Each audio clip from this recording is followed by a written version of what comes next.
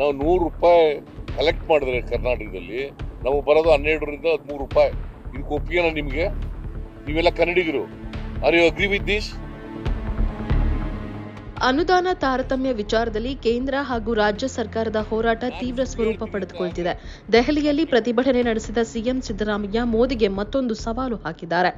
4,30,000 ಕೋಟಿ ಈ ವರ್ಷ ಕಲೆಕ್ಟ್ ಆಗ್ತಾ ಇದೆ ಕರ್ನಾಟಕದಿಂದ. ಚಲೋ ದೆಹಲಿ ವೇಳೆ ಕೆಲ ದಾಖಲೆ ಬಿಡುಗಡೆ ಮಾಡಿದ ಮುಖ್ಯಮಂತ್ರಿ ಸಿದ್ದರಾಮಯ್ಯ ಅವರ ದಾಖಲೆಯನ್ನ ಸಾರಾಸಗಟಾಗಿ ವಿತ್ತ ಸಚಿವೆ ನಿರ್ಮಲಾ ಸೀತಾರಾಮನ್ ತಳ್ಳಿ ಹಾಕಿದ್ದಾರೆ. ಇದೆಲ್ಲ ಶುದ್ಧ ಸುಳ್ಳು ಎಂದಿದ್ದಾರೆ. ಸದ್ಯ ಕೇಂದ್ರ ಸರ್ಕಾರದ ಉತ್ತರಕ್ಕೆ ಪ್ರತಿಕ್ರಿಯೆ ನೀಡಿರುವ ಸಿಎಂ, ಒಂದು ವೇಳೆ ನಾನು ಸುಳ್ಳು ಹೇಳ್ತೀನಿ ಅಂದ್ರೆ ನಾನು ರಾಜಕೀಯ ಬಿಟ್ಟು ಬಿಡ್ತೀನಿ ಎಂದಿದ್ದಾರೆ. ನಾನು ಸುಳ್ಳು ಹೇಳ್ತೀನಿ ಅಂತ ಆದ್ರೆ ರಾಜಕೀಯ ಬಿಟ್ಬಿಡ್ತೀನಿ. 4,30,000 ಕೋಟಿ ಈ ವರ್ಷ ಕಲೆಕ್ಟ್ ಆಗ್ತಾ ಇದೆ ಕರ್ನಾಟಕದಿಂದ.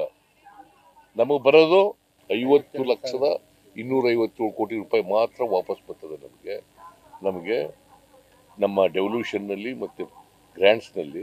ಇನ್ನು ಉಳಿದದೆಲ್ಲ ಅವರೇ ಇಟ್ಕೋತಾರೆ.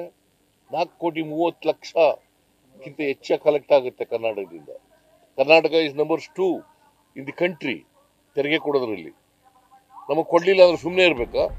ಮಾಜಿ ಸಿಎಂ ಒಬ್ರು ತಲೆ ಅಲ್ಲಾಡಿಸ್ತಾರೆ ಅಂದ್ರೆ ನಾವು ಅಲ್ಲಾಡಿಸ್ಬೇಕಾ? ಅವರು ಬಾಯಿ ಮುಚ್ಚಿಕೊಂಡಿದ್ದಾರೆ ಅಂದ್ರೆ ನಾವು ಬಾಯಿ ಮುಚ್ಚಿಕೊಂಡಿರ್ಬೇಕಾ? ನಾವು ಪ್ರಶ್ನೆ ಮಾಡಬಾರ್ದಾ ಎಂದು ಖಡಕ್ ಆಗಿ ಪ್ರತಿಕ್ರಿಯೆ ನೀಡಿದ್ದಾರೆ. ಕೇಂದ್ರ ಮಧ್ಯಂತರ ಬಜೆಟ್ ನಂತರ ಜಂಟಿ ಸುದ್ದಿಗೋಷ್ಠಿ ನಡೆಸಿದ್ದ ಸಿಎಂ ಸಿದ್ದರಾಮಯ್ಯ ಹಾಗೂ ಡಿಸಿಎಂ ಡಿಕೆ ಶಿವಕುಮಾರ್ ಕೇಂದ್ರಕ್ಕೆ ರಾಜ್ಯದಿಂದ ಹೋಗುತ್ತಿರುವ ತೆರಿಗೆ ಎಷ್ಟು ಹಾಗೂ ರಾಜ್ಯಕ್ಕೆ ಕೇಂದ್ರದಿಂದ ಬರುತ್ತಿರುವ ಅನುದಾನ ಎಷ್ಟು ಎನ್ನುವುದರ ಕುರಿತು ದಾಖಲೆಗಳನ್ನು ಬಿಡುಗಡೆ ಮಾಡಿದರು. ಕರ್ನಾಟಕಕ್ಕೆ ಯಾವ ರೀತಿ ಅನ್ಯಾಯ ಮಾಡಲಾಗುತ್ತಿದೆ ಎಂಬುದನ್ನು ಕೂಡ ಬಿಡಿಸಿ ಹೇಳಿದರು.